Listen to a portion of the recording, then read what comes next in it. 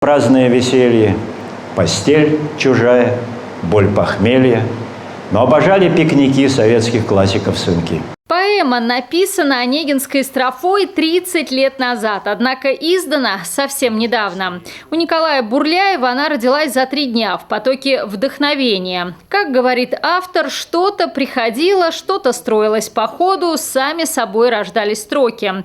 Это исповедь о поколении самого Николая Бурляева и Никиты Михалкова, с которым автор дружит с 13 лет. Она повествует о грехопадении и преодолении, о любви и стремлению к свету.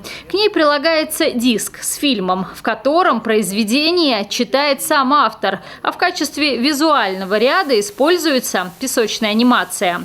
После просмотра фильма и общения с автором была открыта выставка «Пути творчества». На ней представлено 35 лучших произведений педагогов-художников Академии акварели и изящных искусств Сергея Андреяки. На выставке представлены работы наших преподавателей в техниках акварели, масло, пастель, пейзажи у нас перед нами, натюрморты, пожалуйста, вот, портреты есть. Работы акварельные сделаны в технике многослойной акварели по методике Сергея Андреяки. И это только малая часть событий, которые проходят во Владимирской области в рамках фестиваля искусств «Золотой Витязь» по Золотому кольцу. Фестиваль посвящен Году культурного наследия народов России, и в нем принимают участие представители разных видов искусства. Всего в 5 городах и населенных пунктах Владимирской области до 7 июля пройдет более 20 мероприятий. Концерты музыкальных коллективов, показы театральных постановок, выставки изобразительного искусства и выступления литераторов.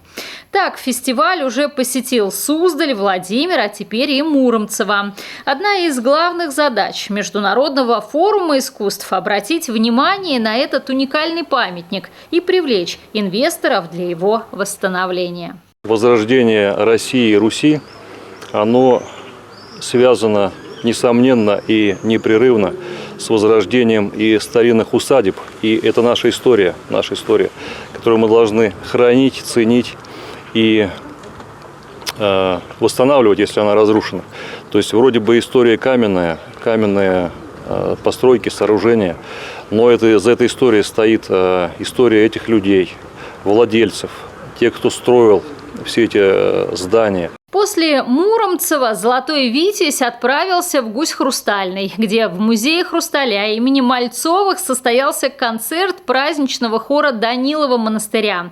И в Гороховец, там в историко-архитектурном музее открылась выставка народного художника России Сергея Андреяки. Завершится фестиваль 7 июля.